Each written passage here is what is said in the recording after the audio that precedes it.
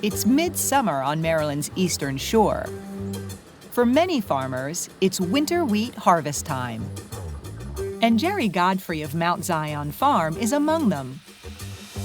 But Gerry's harvesting a winter wheat not many people are familiar with. It's tall. You can see how much taller it is than regular wheat. Gerry's planted 10 acres of an old world grain called Einkorn, and the harvest can be a bit more challenging. A heavy head and a rainstorm, it's gonna fall over. Once it's done that, very difficult to pick up with a combine, doesn't dry right, there goes your yields. And with Einkorn, every kernel counts.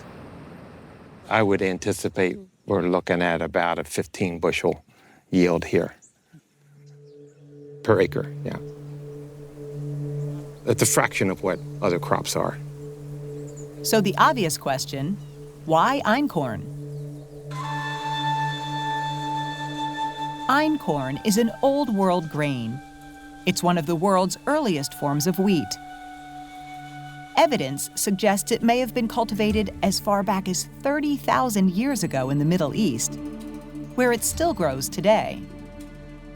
But for Gerry, it was all about the gluten. Grandchildren with issues with the gluten.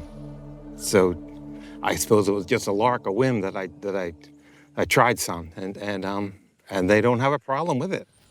But Einkorn isn't gluten-free, just the opposite. It's loaded with gluten. It's a low-density gluten, and people don't seem to have issues with it. Modern wheat has a gluten protein which some people find difficult to digest. But Einkorn was never hybridized, so its simple gluten protein DNA structure is weak and brittle, dissolving quickly in water. Studies show that people with gluten intolerance can stomach Einkorn. But the other positive thing is we just get everybody together. It'd just be a fun day and work. You know, it's hard work and hot and sweaty, but that's how we would gather it in. And on this day, Gerry's son Alfred and the grandkids are on hand for the harvest. The Einkorn isn't mill-ready yet.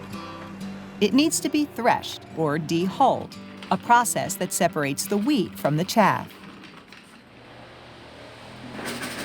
And that's where Gerry's homemade threshing machine comes in handy. This is a gravity table. We blow air. We've got fans underneath here that blow up through this screen area. And we shake it at the same time. And we get a fluid thing going on. And when we do, this more dense, higher specific gravity moves uphill, and the lighter stuff moves downhill.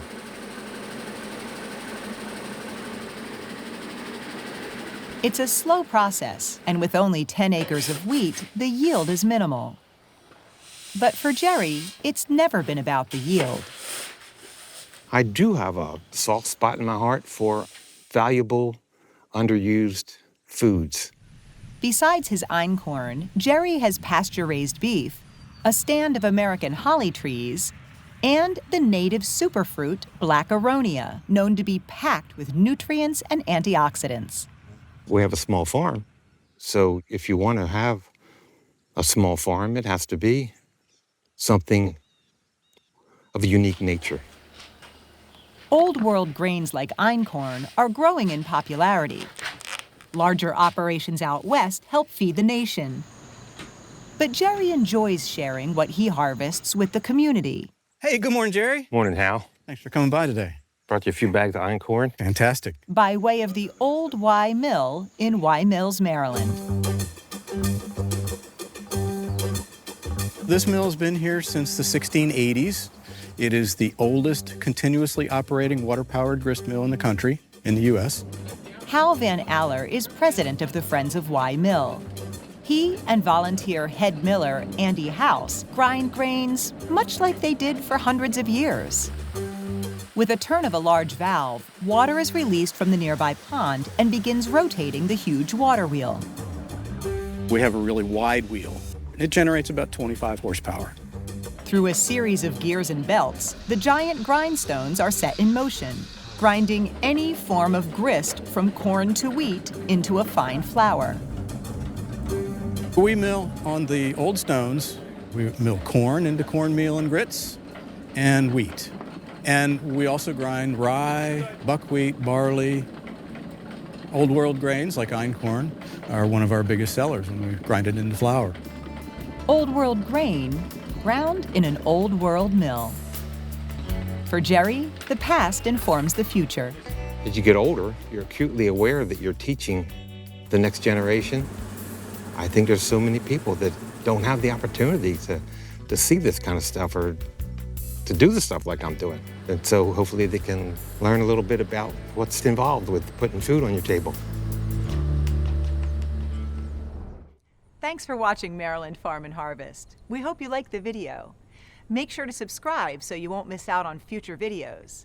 To learn more about our show and watch full episodes, check out mpt.org/farm or just click the link in the description.